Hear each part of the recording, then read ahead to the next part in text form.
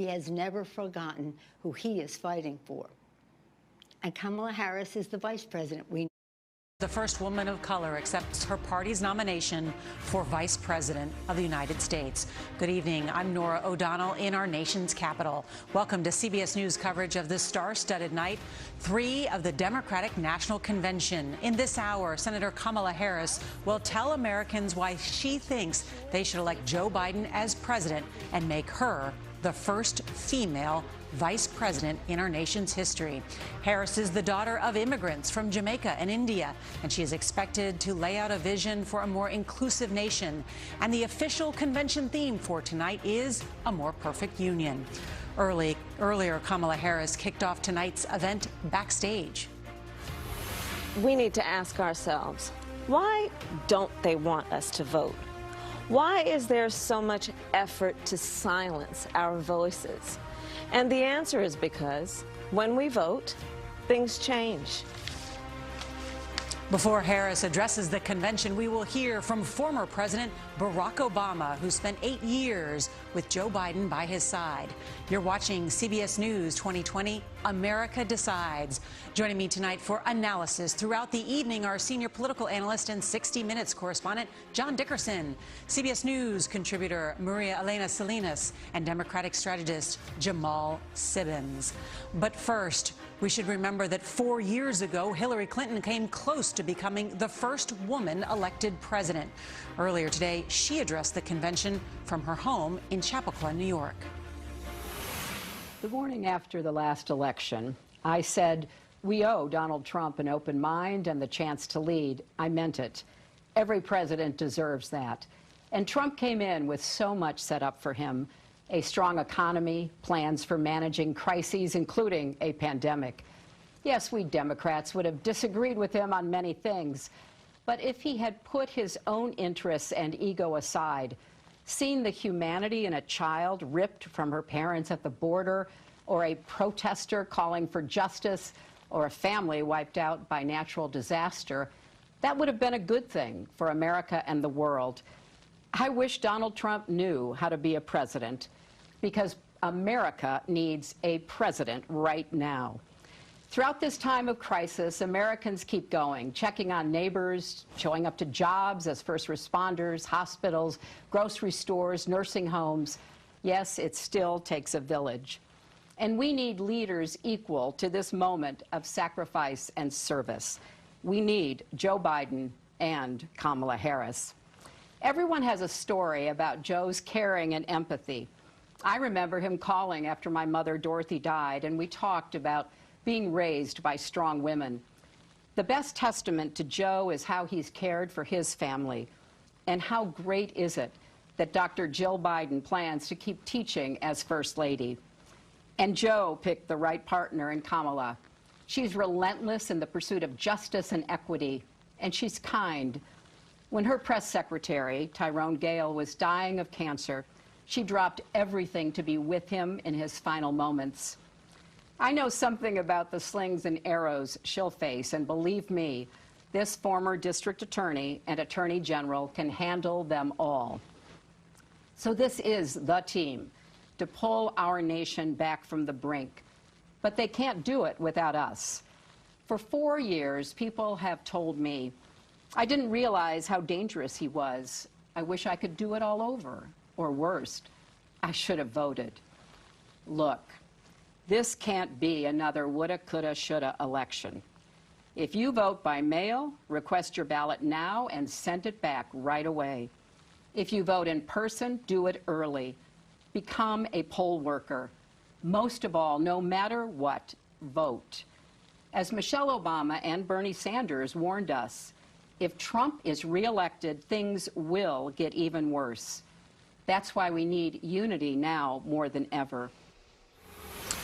And that will be a memorable phrase. This can't be another woulda, coulda, shoulda election. Let's go now to the Chase Center in Wilmington, Delaware, where Kamala Harris will take the podium. Nicole Killian and Ed O'Keefe are both there. Nicole, let me start with you. What are you hearing about what Kamala Harris and the message she'll have tonight? Well, Nora, just to underscore the significance of this moment, a Democratic official tells CBS News that former President Barack Obama was initially supposed to close out the evening, but he asked to swap and go before Senator Harris to symbolically pass the torch to her. So when Senator Harris introduces herself to the American people tonight, expect a very deeply personal story. She will talk about how her mother instilled values in her. She really wants people to see themselves in her speech. So she will lay out how the country can come together under Joe Biden's leadership. But make no mistake, she will be very pointed when it comes to President Trump, saying Donald Trump's failure of leadership has cost lives and livelihoods. Now, before her speech tonight, there will be an introductory video about the significance of her candidacy. She will be officially nominated tonight by 3 generations of women in her family, her sister, her niece, and her stepdaughter. Nora? Her stepchildren call her Mamala, not Kamala. That is her nickname. Thank you so much, Nicole.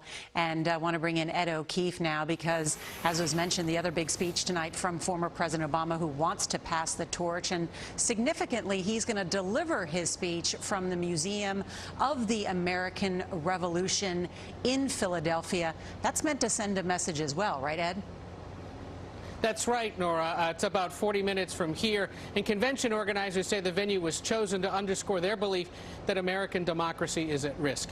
In his remarks tonight, the former president is going to make an observation very similar to the one his wife made on Monday night, that based on their proximity to and understanding of the presidency, Donald Trump is no longer qualified to serve as president. The former president will say that the current president has, quote, no interest in treating the presidency as anything but one more reality show that he could use to get the attention he craves. Our recent CBS News Battleground Tracker poll found that Mr. Obama was the former president that Democrats wanted to hear from the most this week, and most Democrats still rate his presidency as excellent.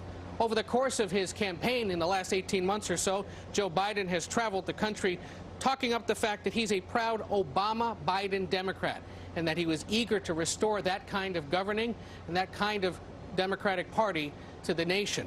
Last summer, when Biden's victory wasn't yet assured, we asked Democratic voters, why would you potentially vote for Biden? They said it was because of his work with the former president. Tonight, Mr. Obama will ask the nation to make his former number 2, number 1. Nora? All right, Ed O'Keefe there in Wilmington. Thank you. I want to bring in our panel, starting with John Dickerson. Let's talk about Kamala Harris, former prosecutor. So does she make the case against Donald Trump or for Joe Biden tonight? Well, the answer is yes, but the question is in what measure. Traditionally, the vice president is the attack dog, but the attack dogs are traveling in packs at this convention. Everyone is attacking Donald Trump. And so while she will make a defined case against Donald Trump, Kamala Harris comes to this speech with a lot more star power than vice presidents normally have. 2 things to watch for. 1, for somebody who was very critical of Joe Biden during the primaries, how will she speak to his character now? But her personal story is the most interesting thing. Immigrant parents. The story tonight is how immigration is an American value, a crucial American value. Barack Obama said it is about the meaning of America. The challenge for her is to knit her personal story with the larger Biden's campaign, which is we are in touch with those fundamental values of America. And that's the level she can raise to in her speech tonight.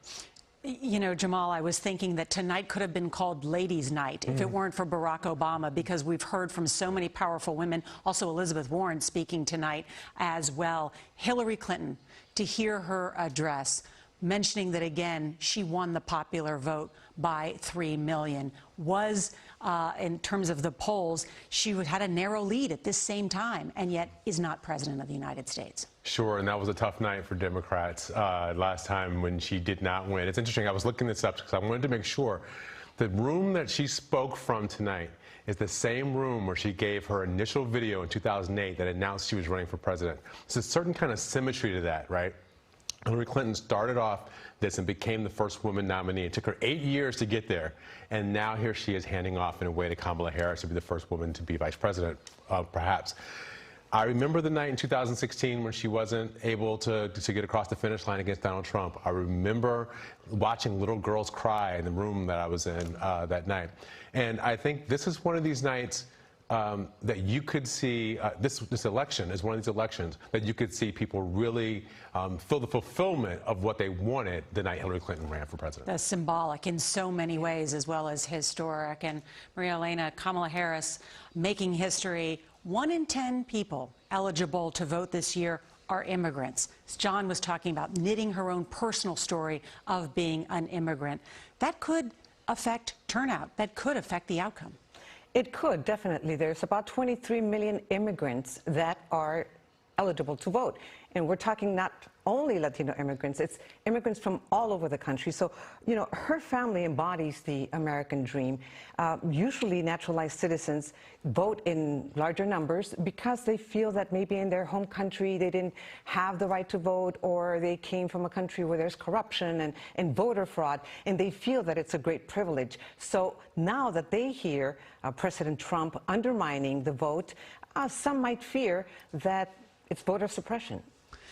Joe Biden, one of the agenda items that he has promised if elected president of the United States is that he would enact comprehensive immigration reform in the first 100 days. That's a big promise to make, certainly if he has still a Republican Senate. I want to bring in Anthony Salvanto, our Director of Elections and Surveys. And Anthony, go into the numbers that you've been looking at this. What impact does adding Kamala Harris to the ticket have? Well, it may be helping to close that enthusiasm gap that we've talked about, Nora. In fact, can Democrats get enthusiastic enough behind Joe Biden? Let me show you a couple of things. First, let me use the word enthusiasm in the answer to their poll question. 58% of Democrats told us they were enthusiastic about Harris being picked, almost all of them at least satisfied. But then there's another key criteria, Nora. You may remember back in the primaries, Democrats told us they voted for Joe Biden because they thought he could win in November. So that political calculus has always been going on. Well, today, 61% of Democrats tell us they think having Harris on the ticket makes their chances of winning in November even easier. So it fulfills that central criteria. And I would just quickly add, Nora, a couple of things. Key Democratic constituencies we'll watch all year. First of all, the women's vote. Well, Joe Biden has a big lead among women right now that is actually better than Democrats did in 2016. They need to keep building on that. And then secondly, of course, African-American voters, where he is at this moment doing better than Hillary Clinton was with 90% support. That's about where he needs to be. So it speaks to what the Democratic Party is in terms of constituencies, and it definitely fulfills what has been for them a key criterion, Nora. Anthony Salvanto with all the interesting numbers. Thank you, Anthony. And still to come, we've got speeches from Senator Elizabeth Warren, former President Barack Obama, and the Democratic nominee for Vice President, Kamala Harris. You're watching CBS News live coverage of the Democratic Convention.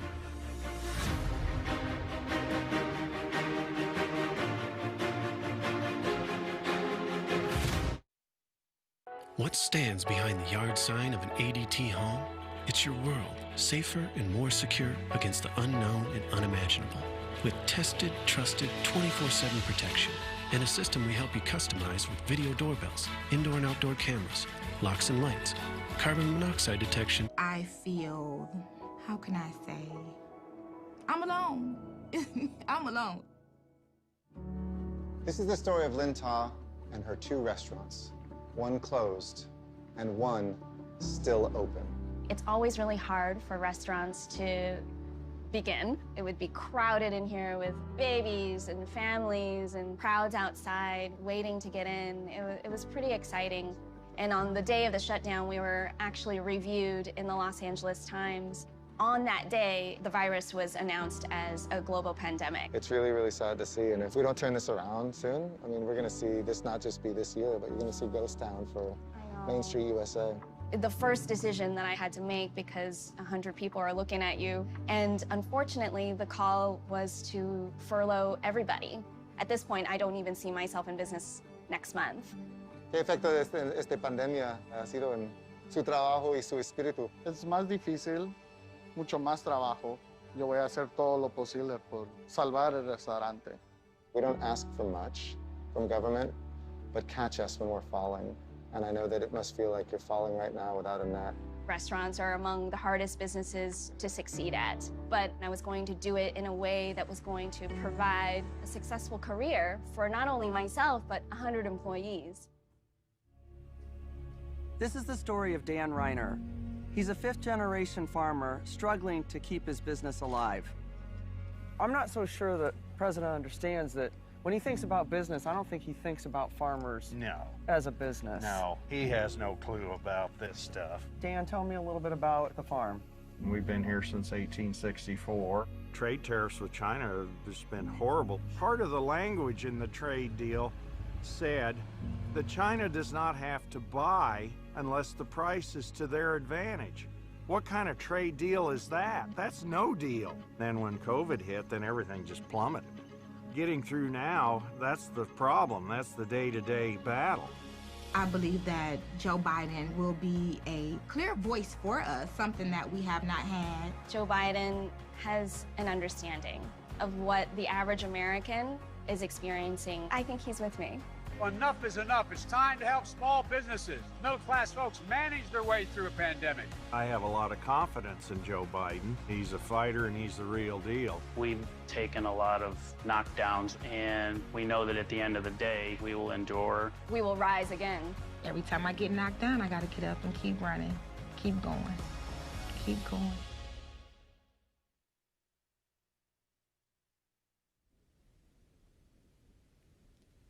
Tonight, we've heard from the people who make America work, people who put their lives on the line to keep our country going, and since COVID-19 hit, they've taken one gut punch after another.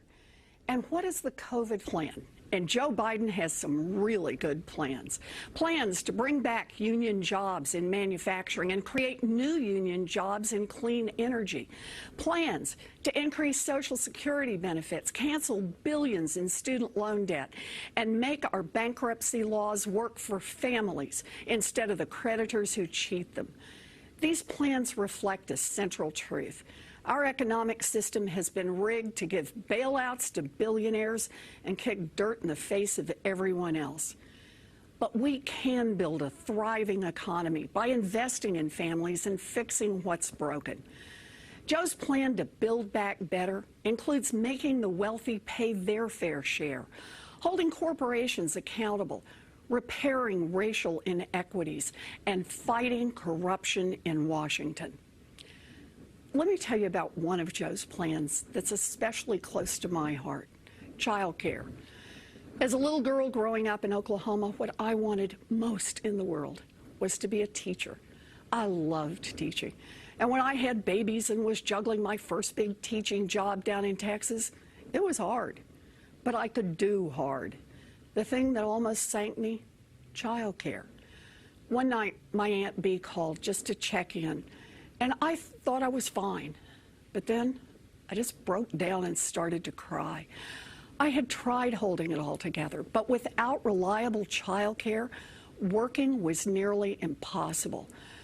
And when I told Aunt Bee I was going to quit my job, I thought my heart would break. And then she said the words that changed my life: "I can't get there tomorrow, but I'll come on Thursday." And she arrived with 7 suitcases and a Pekingese named Buddy and stayed for 16 years. I get to be here tonight because of my Aunt Bee. I learned a fundamental truth: nobody makes it on their own. And yet, here we are, 2 generations of working parents later, and if you have a baby and don't have an Aunt Bee, you're on your own. And here's why that is wrong. We build infrastructure like roads and bridges and communication systems so that people can work. That infrastructure helps us all because it keeps our economy going. It's time to recognize that childcare is part of the basic infrastructure of this nation. It's infrastructure for families. Joe and Kamala will make high-quality childcare affordable for every family, make preschool universal, and raise the wages of every child care worker. Now, that's just one plan, but it gives you an idea of how we get this country working for everyone. Donald Trump's ignorance and incompetence have always been a danger to our country. COVID-19 was Trump's biggest test. He failed miserably. Today, America has the most COVID deaths in the world and an economic collapse. And both crises are falling hardest on Black and brown families. Millions out of work, millions more trapped in cycles of poverty, millions on the brink of losing their homes, millions of restaurants and stores hanging by a thread. This crisis is bad, and it didn't have to be this way. This crisis is on Donald Trump and the Republicans who enable him. On November 3rd, we will hold them all accountable. So, whether you're planning to vote wearing a mask or vote by mail, please take out your phone right now and text VOTE to 30330. We all need to be in the fight to get Joe and Kamala elected. And after November, we all need to stay in the fight to get big things done.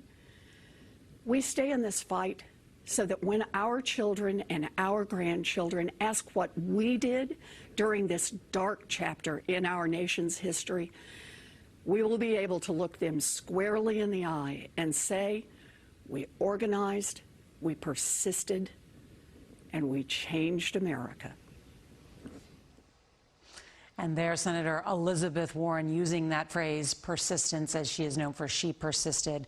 Coming up next, former President Barack Obama speaks from the Museum of the American Revolution in Philadelphia.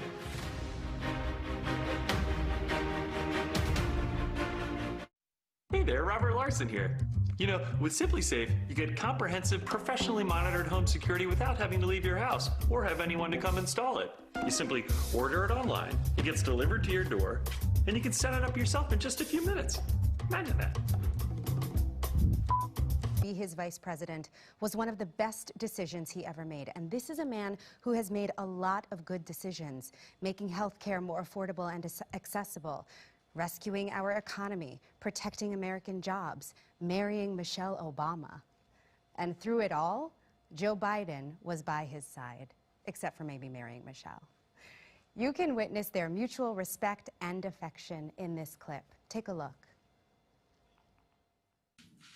So, Joe, for your faith in your fellow Americans, for your love of country, and for your lifetime of service that will endure through the generations, I'd like to ask the military aide to join us on stage.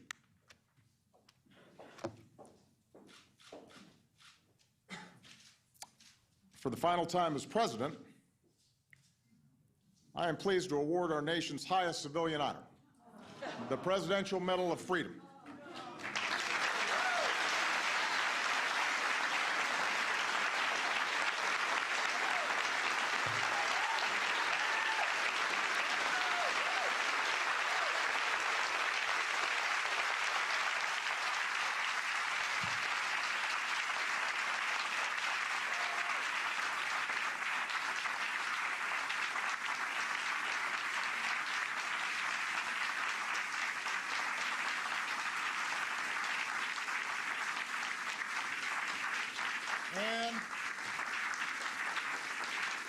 And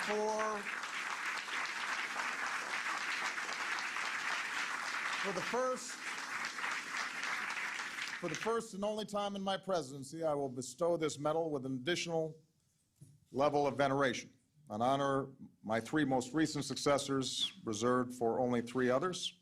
Pope John Paul II. House, we will win a Democratic majority in the Senate. We will elect Kamala Harris vice president, and we will elect Joe Biden president of the United States of America. God bless you, and God bless America. And that was House Speaker Nancy Pelosi speaking a short time ago from San Francisco. Welcome back to CBS News coverage of Night 3 of the Democratic Convention. Former President Barack Obama is about to speak from the Museum of the American Revolution in Philadelphia. That spot was picked to hit at the core message of his speech that American democracy is at stake. And bringing in our panel here, this is expected to be an indictment of President Trump's leadership, but also endorsement of the man that he knows quite well. Right. Testimony of somebody he watched face tough calls and who he tasked to push back against him. Barack Obama tasked Joe Biden to push back and to be an advocate for certain ideas that might have been unpopular in the room, and he'll testify to that experience. Mm-hmm. And Maria Elena, how important is hearing from Obama on a night like tonight? I think it is important because he's still the second best speaker in the Obama family. And I think people still admire him, they adore him, and I'm sure everyone's waiting for him to speak. Yes, we see now the former President of the United States, Barack Obama. Good evening, everybody. As you've seen by now, this isn't a normal convention. It's not a normal time. So tonight, I want to talk as plainly as I can about the stakes in this election. Because what we do these next 76 days will echo through generations to come. I'm in Philadelphia, where our Constitution was drafted and signed. It wasn't a perfect document. It allowed for the inhumanity of slavery and failed to guarantee women, and even men who didn't own property, the right to participate in the political process. But embedded in this document was a North Star that would guide future generations. A system of representative government, a democracy, through which we could better realize our highest ideals. Through civil war and bitter struggles, we improved this Constitution to include the voices of those who'd once been left out. And gradually, we made this country more just and more equal and more free. The one constitutional office elected by all of the people is the presidency. So at a minimum, we should expect a president to feel a sense of responsibility for the safety and welfare of all 330 million of us, regardless of what we look like, how we worship, who we love, how much money we have, or who we voted for. But we should also expect a president to be the custodian of this democracy. We should expect that regardless of ego, ambition, or political beliefs, the president will preserve, protect, and defend the freedoms and ideals that so many Americans marched for, went to jail for, fought for, and died for. I have sat in the Oval Office with both of the men who are running for president. I never expected that my successor would embrace my vision or continue my policies.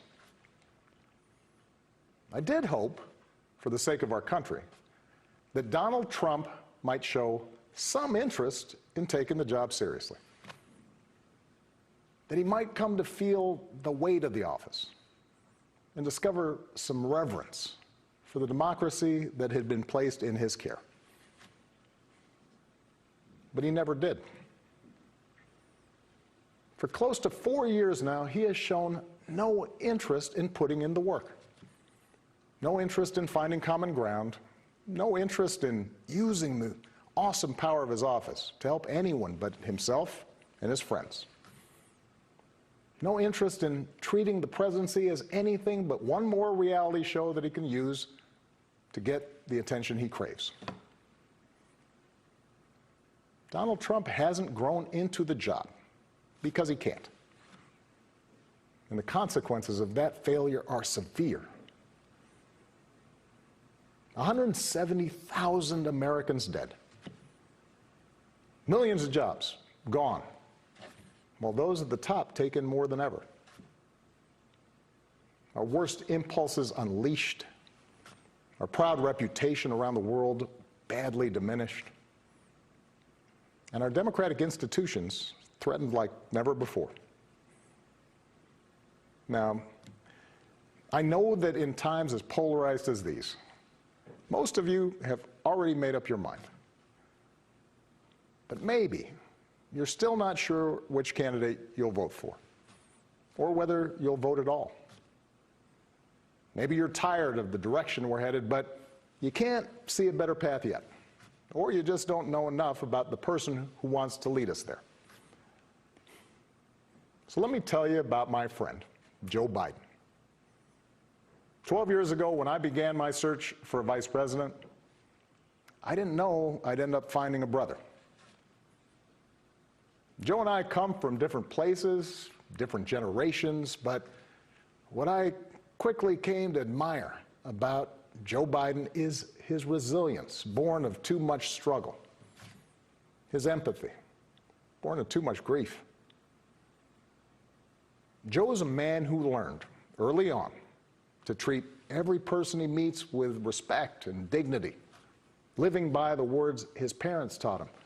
No one's better than you, Joe, but you're better than nobody. That empathy, that decency, the belief that everybody counts, that's who Joe is. When he talks with someone who's lost her job, Joe remembers the night his father sat him down to say that he'd lost his. When Joe listens to a parent who's trying to hold it all together right now, he does it as a single dad who took the train back to Wilmington each and every night so he could tuck his kids into bed. When he meets with military families who've lost their hero, he does it as a kindred spirit, the parent of an American soldier, somebody whose faith has endured the hardest loss there is. For 8 years, Joe was the last one in the room whenever I faced a big decision. He made me a better president, and he's got the character and the experience to make us a better country. And in my friend Kamala Harris, he's chosen an ideal partner who is more than prepared for the job.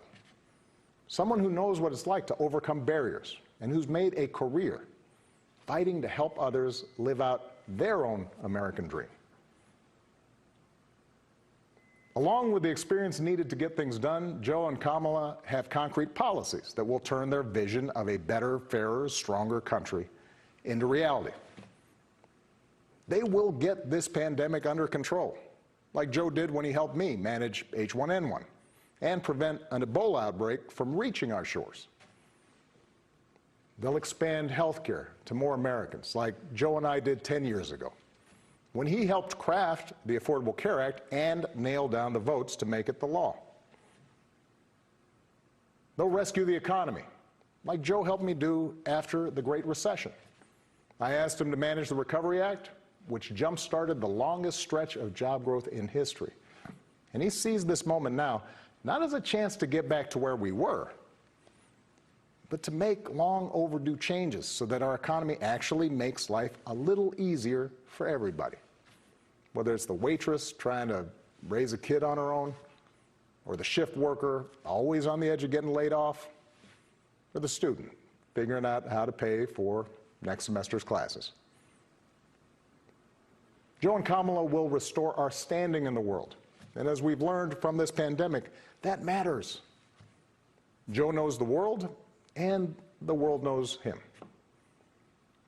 He knows that our true strength comes from setting an example that the world wants to follow. A nation that stands with democracy, not dictators. A nation that can inspire and mobilize others to overcome threats like climate change and terrorism, poverty and disease. But more than anything, what I know about Joe, what I know about Kamala, is that they actually care about every American, and that they care deeply about this democracy. They believe that in a democracy, the right to vote is sacred, and we should be making it easier for people to cast their ballots, not harder. They believe that no one, including the president, is above the law, and that no public official, including the president, should use their office to enrich themselves or their supporters. They understand that in this democracy, the commander-in-chief does not use the men and women of our military who are willing to risk everything to protect our nation as political props to deploy against peaceful protesters on our own soil. They understand that political opponents aren't un-American just because they disagree with you. A free press isn't the enemy, but the way we hold officials accountable. That our ability to work together to solve big problems like a pandemic depend on a fidelity to facts and science and logic, and not just making stuff up. None of this should be controversial. These shouldn't be Republican principles or Democratic principles. They are American principles. But at this moment, this president and those who enable him have shown they don't believe in these things. Tonight, I'm asking you to believe in Joe and Kamala's ability to lead this country out of these dark times and build it back better. But here's the thing. No single American can fix this country alone. Not even a president. Democracy was never meant to be transactional. You give me your vote, I make everything better. It requires an active and informed citizenry. So I'm also asking you to believe in your own ability, to embrace your own responsibility as citizens, to make sure that the basic tenets of our democracy endure. Because that's what's at stake right now. Our democracy. Look, I understand why a lot of Americans are down on government. The way the rules have been set up and abused in Congress make it easier for special interests to stop progress than to make progress. Believe me, I know it. I understand why a white factory worker who's seen his wages cut or his job shipped overseas might feel like the government no longer looks out for him, and why a black mom might feel like it never looked out for her at all. I understand why a new immigrant might look around this country and wonder whether there's still a place for him here. Why a young person might look at politics right now, the circus of it all, the meanness and the lies and conspiracy theories, and think, what is the point? Well, here's the point. This president and those in power, those who benefit from keeping things the way they are counting on your cynicism. They know they can't win you over with their policies. So they're hoping to make it as hard as possible for you to vote and to convince you that your vote does not matter. That is how they win. That is how they get to keep making decisions that affect your life and the lives of the people you love. That's how the economy will keep getting skewed to the wealthy and well-connected. How our health systems will let more people fall through the cracks. That's how a democracy withers, until it's no democracy at all. And we cannot let that happen. Do not let them take away your power. Do not let them take away your democracy. Make a plan right now for how you are going to get involved and vote. Do it as early as you can and tell your family and friends how they can vote too. Do what Americans have done for over 2 centuries when faced with even tougher times than this. All those quiet heroes who found the courage to keep marching, keep pushing in the face of hardship and injustice. Last month, we lost a giant of American democracy in John Lewis. And some years ago, I sat down with John and a few remaining leaders of the early civil rights movement. One of them told me he never imagined he'd walk into the White House and see a president who looked like his grandson. And then he told me that he had looked it up.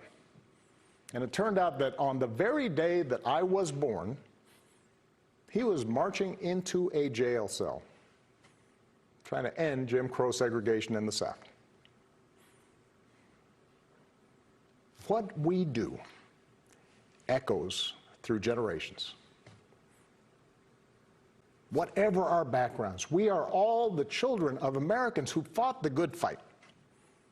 Great-grandparents working in fire traps and sweatshops without rights or representation. Farmers losing their dreams to dust. Irish and Italians and Asians and Latinos told, go back where you come from. Jews and Catholics, Muslims and Sikhs made to feel suspect for the way they worshiped. Black Americans chained and whipped and hanged, spit on for trying to sit at lunch counters, beaten for trying to vote. If anyone had a right to believe that this democracy did not work and could not work, it was those Americans, our ancestors. They were on the receiving end of a democracy that had fallen short all their lives. They knew how far the daily reality of America strayed from the myth. And yet, instead of giving up, they joined together. And they said, somehow, some way, we are going to make this work. We are going to bring those words in our founding documents to life.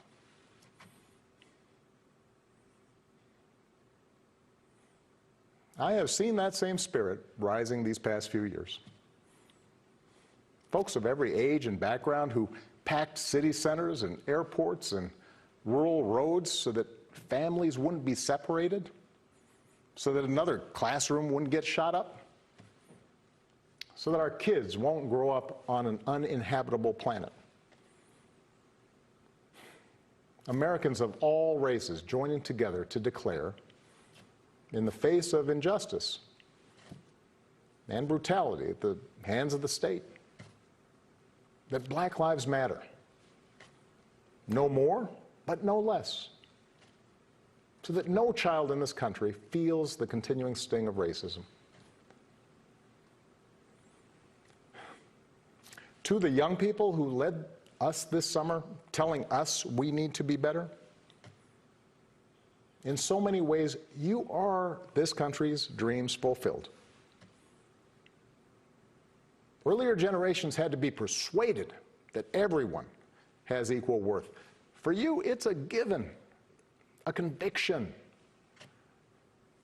And what I want you to know is that for all its messiness and frustrations, your system of self-government can be harnessed to help you realize those convictions for all of us. You can give our democracy new meaning. You can take it to a better place. You're the missing ingredient. The ones who will decide whether or not America becomes the country that fully lives up to its creed. That work will continue long after this election.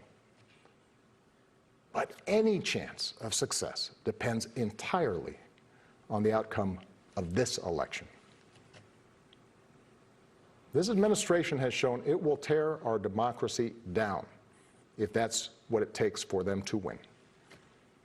So we have to get busy building it up by pouring all our efforts into these 76 days and by voting like never before for Joe and Kamala and candidates up and down the ticket so that we leave no doubt about what this country that we love stands for today and for all our days to come. Stay safe. God bless. The 44th President of the United States, Barack Obama, speaking in Philadelphia, where our Constitution was drafted and signed, and making the case that American democracy is at stake. I want to bring back in our panel. And John, I've been going to conventions since 2000 for 20 years. This is the first virtual convention we've all covered for the first time. It's always been a speech about which policy is right for America, which policy is wrong for America. This was a speech about Donald Trump and the fact that what he is doing is going to tear democracy apart. You can't raise the stakes any higher. And when you just think the history that's swirling around in that speech, you have the first African-American president at the location of the document written by slaveholders, but a document that lives enough so that he can go back to its original principles for equality and justice, and then tell the story of John Lewis, who fought for the right to vote, which then allowed that African-American president to actually come into office. You cannot raise the rhetorical and historical stakes any higher. This was the most powerful get-out-the-vote message that's ever been delivered from a convention. And yet Jamal, too, while not only endorsing Joe Biden in a personal sense about his empathy and kindness and being the man needed for the moment, at the same time, Barack Obama imploring young people, offering hope and empowering them, essentially, which is really the Obama trademark. Yeah, you know, the history of sort of American progress is that one generation's aspirations become the next generation's expectations. And, you know, Barack Obama, for all of his greatness, was the product of a change. I think we're going to something. Yeah, and part of that change, as you mentioned, passing the torch. Let's listen in now to Kamala's family, who will introduce her tonight. You're my role model, who taught me I could do and be anything I wanted. My very first friend, my confidant, my partner in mischief and in justice. You're a rock, not just for our dad, but for 3 generations of our big blended family. You showed me the importance of public service and made sure I grew up surrounded by smart, strong, ambitious women every day. Growing up, heaven help the poor kid who picked on me, because my big sister would be there in a flash, ready to have my back. Well, now we've got your back as you and Joe fight to protect our democracy. And there's no union more perfect than the one that brings us all to your kitchen table every Sunday night for stir fry, feta chicken, or spaghetti and meatball family dinners. And now that I'm a mom, you're showing my daughters and so many girls around the world who look like them what's possible and what it's like to move through the world as fierce, formidable, phenomenal women in their own unique way. I love you. I admire you. I am so proud of you. And even though Mommy's not here to see her first daughter step into history, the entire nation will see in your strength, your integrity, your intelligence, and your optimism the values that she raised us with. We love you, Mamala. We're so proud of you, Auntie. You mean the world to us, Kamala. And we could not be more excited to share you with the world as the next Vice President of the United States.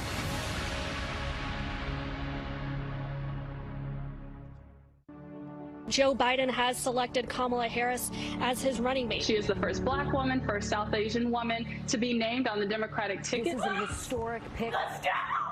Someone who looks like us on a presidential ticket. That's crazy. Kamala Harris is us.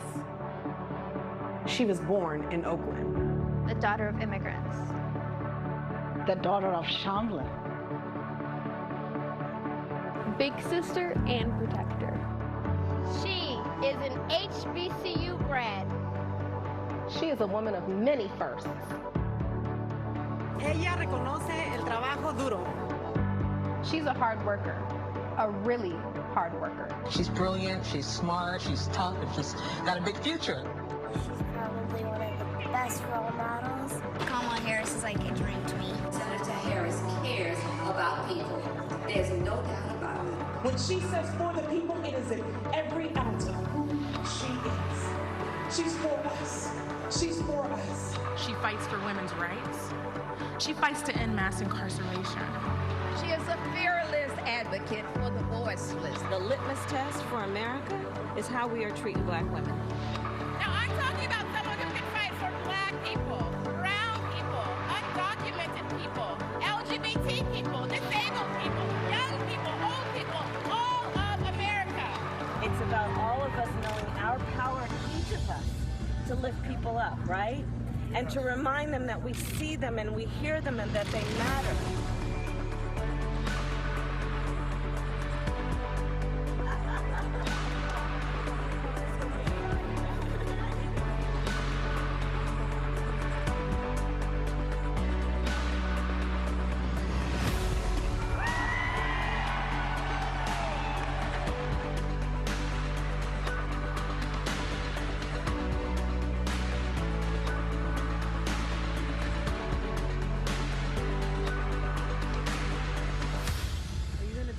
President of the United States?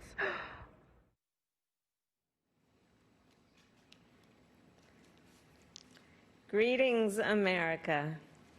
It is truly an honor to be speaking with you tonight. That I am here tonight is a testament to the dedication of generations before me. Women and men who believed so fiercely in the promise of equality, liberty, and justice for all. This week marks the 100th anniversary of the passage of the 19th Amendment, and we celebrate the women who fought for that right. Yet so many of the black women who helped secure that victory were still prohibited from voting long after its ratification. But they were undeterred.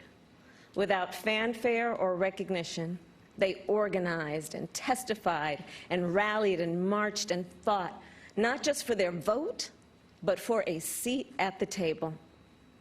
These women and the generations that followed worked to make democracy and opportunity real in the lives of all of us who followed. They paved the way for the trailblazing leadership of Barack Obama and Hillary Clinton. And these women inspired us to pick up the torch and fight on. Women like Mary Church Terrell, Mary Cloyd Bethune, Fannie Lou Hamer, and Diane Nash, Constance Baker Motley, and the great Shirley Chisholm. We're not often taught their stories, but as Americans, we all stand on their shoulders. And there's another woman whose name isn't known, whose story isn't shared, another woman whose shoulders I stand on. And that's my mother, Kamala Gopalan Harris. She came here from India at age 19 to pursue her dream of curing cancer. At the University of California, Berkeley, she met my father, Donald Harris, who had come from Jamaica to study economics. They fell in love in that most American way while marching together for justice in the civil rights movement of the 1960s. In the streets of Oakland and Berkeley, I got a stroller's eye view of people getting into what the great John Lewis called good trouble. When I was 5, my parents split, and my mother raised us mostly on her own. Like so many mothers, she worked around the clock to make it work, packing lunches before we woke up and paying bills after we went to bed, helping us with homework at the kitchen table and shuttling us to church for choir practice. She made it look easy, though it never was. My mother instilled in my sister Maya and me the values that would chart the course of our lives. She raised us to be proud, strong black women, and she raised us to know and be proud of our Indian heritage. She taught us to put family first, the family you're born into and the family you choose. Family is my husband, Doug, who I met on a blind date set up by my best friend. Family is our beautiful children, Cole and Ella, who call me Mamala. Family is my sister, Family is my best friend, my nieces, and my godchildren. Family is my uncles, my aunts, and my chitties. Family is Mrs. Shelton, my second mother who lived 2 doors down and helped raise me. Family is my beloved Alpha Kappa Alpha, our Divine Nine, and my HBCU brothers and sisters. Family is the friends I turn to when my mother, the most important person in my life, passed away from cancer. And even as she taught us to keep our family at the center of our world, she also pushed us to see a world beyond ourselves. She taught us to be conscious and compassionate about the struggles of all people, to believe public service is a noble cause and the fight for justice is a shared responsibility. That led me to become a lawyer, a district attorney, attorney general, and a United States senator. And at every step of the way, I've been guided by the words I spoke from the first time I stood in a courtroom. Kamala Harris, for the people. I have fought for children and survivors of sexual assault. I fought against transnational criminal organizations. I took on the biggest banks and helped take down one of the biggest for-profit colleges. I know a predator when I see one. My mother taught me that service to others gives life purpose and meaning. And oh, how I wish she were here tonight, but I know she's looking down on me from above. I keep thinking about that 25-year-old Indian woman, all of 5 feet tall, who gave birth to me at Kaiser Hospital in Oakland, California. On that day, she probably could have never imagined that I would be standing before you now and speaking these words. I accept your nomination for Vice President of the United States of America. I do so committed to the values she taught me, to the word that teaches me to walk by faith and not by sight, and to a vision passed on through generations of Americans, one that Joe Biden shares, a vision of our nation as a beloved community where all are welcome, no matter what we look like, no matter where we come from or who we love. A country where we may not agree on every detail, but we are united by the fundamental belief that every human being is of infinite worth, deserving of compassion, dignity, and respect. A country where we look out for one another, where we rise and fall as one, where we face our challenges and celebrate our triumphs together. Today, that country feels distant. Donald Trump's failure of leadership has cost lives and livelihoods. If you're a parent struggling with your child's remote learning, or you're a teacher struggling on the other side of that screen, you know what we're doing right now is not working. And we are a nation that is grieving the loss of life, the loss of jobs, the loss of opportunities, the loss of normalcy, and yes, the loss of certainty. And while this virus touches us all, we got to be honest, it is not an equal opportunity offender. Black, Latino, and indigenous people are suffering and dying disproportionately. And this is not a coincidence.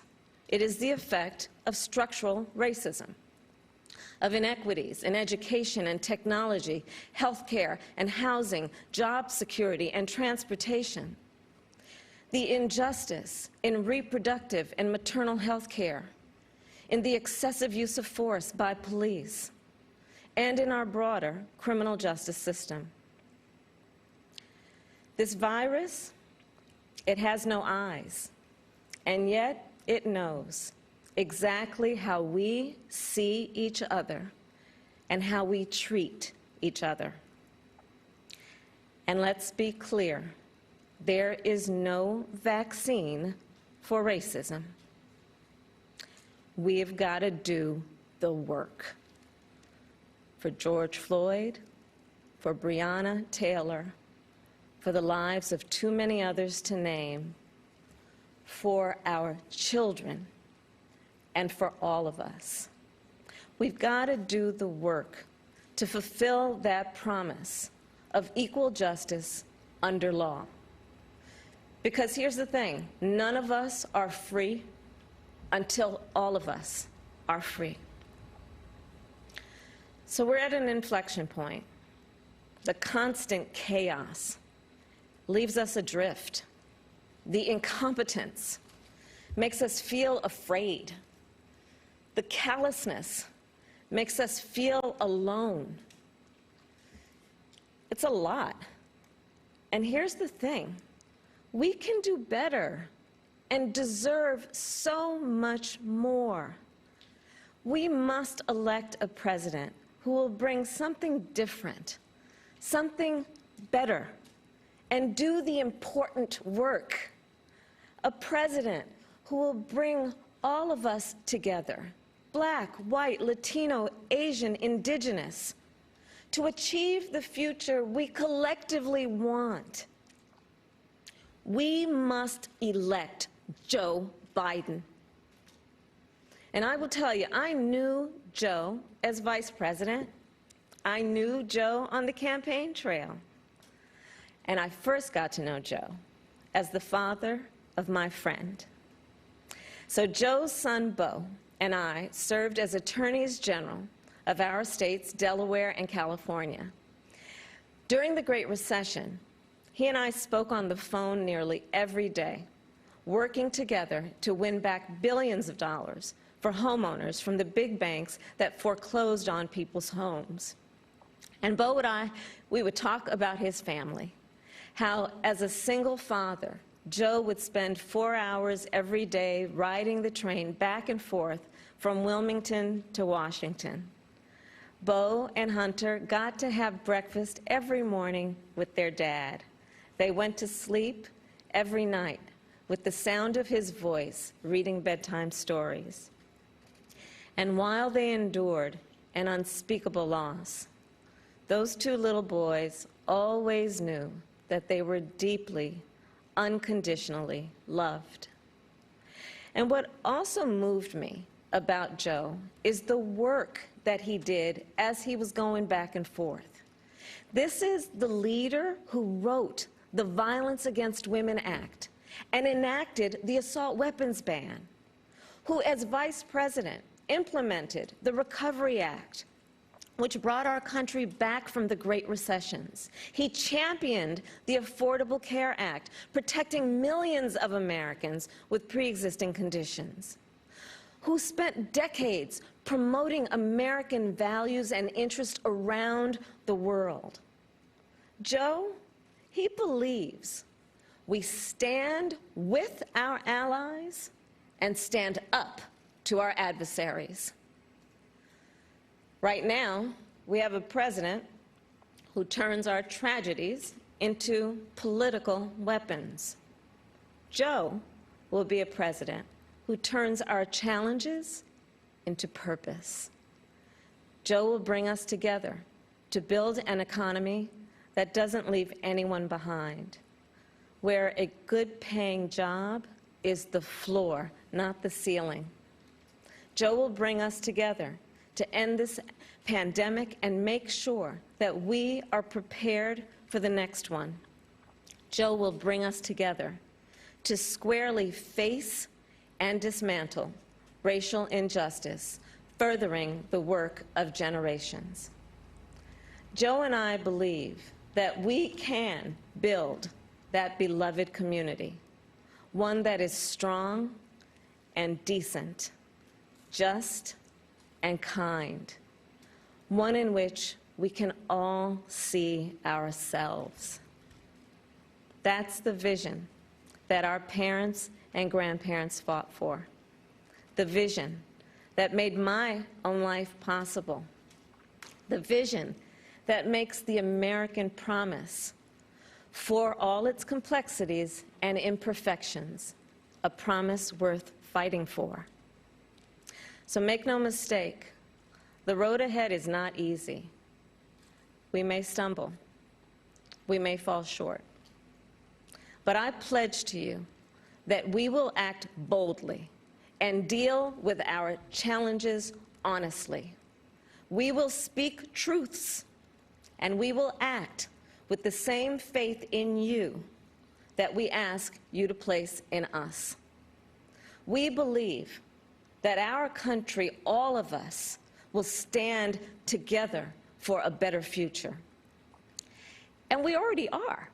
We see it in the doctors, the nurses, the home health care workers, and frontline workers who are risking their lives to save people they've never met. We see it in the teachers and truck drivers, the factory workers and farmers, the postal workers and poll workers, all putting their own safety on the line to help us get through this pandemic. And we see it in so many of you who are working, not just to get us through our current crisis, but to somewhere better. There's something happening all across our country. It's not about Joe or me. It's about you. And it's about us. People of all ages and colors and creeds who are, yes, taken to the streets, and also persuading our family members, rallying our friends, organizing our neighbors, and getting out the vote. And we have shown that when we vote, we expand access to health care and expand access to the ballot box and ensure that more working families can make a decent living. And I'm so inspired by a new generation. You are pushing us to realize the ideals of our nation, pushing us to live the values we share: decency and fairness, justice and love. You are patriots who remind us that to love our country is to fight for the ideals of our country. In this election, we have a chance to change the course of history. We're all in this fight. You, me, and Joe, together. What an awesome responsibility. What an awesome privilege. So let's fight with conviction. Let's fight with hope. Let's fight with confidence in ourselves and a commitment to each other, to the America we know is possible, the America we love. And years from now, this moment will have passed, and our children and our grandchildren will look in our eyes, and they're going to ask us, where were you when the stakes were so high? They will ask us, what was it like? And we will tell them. We will tell them not just how we felt, we will tell them what we did. Thank you. God bless you, and God bless the United States of America.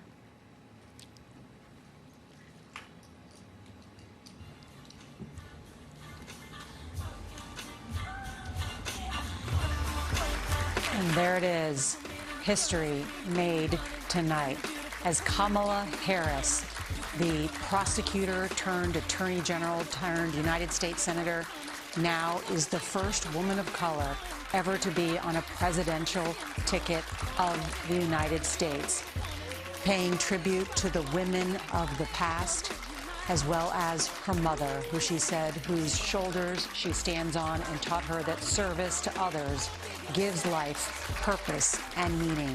Her mother immigrated from India to be a cancer researcher. Her father, a Jamaican professor of economics. And now Joe Biden there to congratulate the woman he has chosen to run on the ticket with him and to try to become the 46th president of the United States. Jamal, there are no balloons dropping. This is a socially distanced, but nevertheless incredibly significant.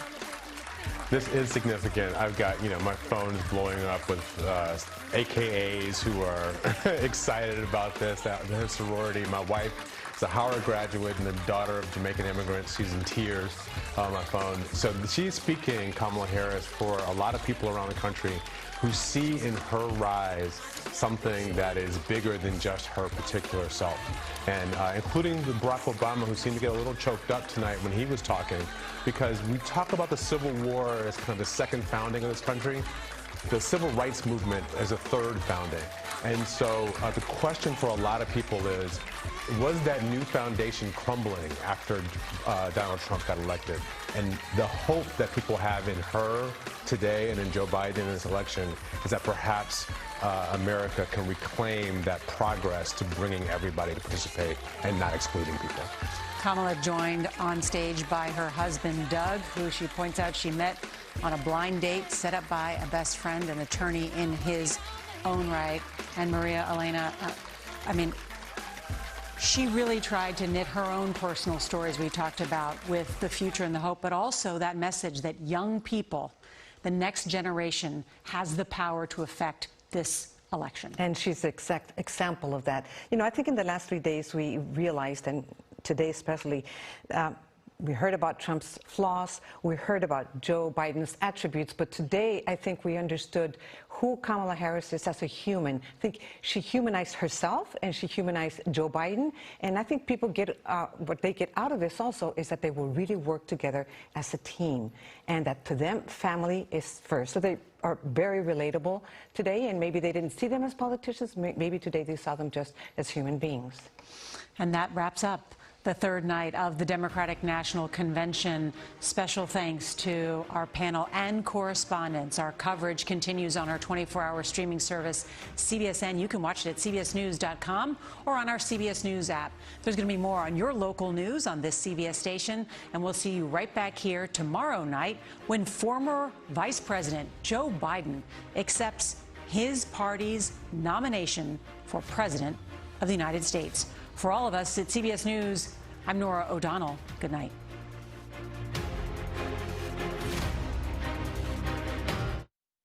Colbert Goes Live.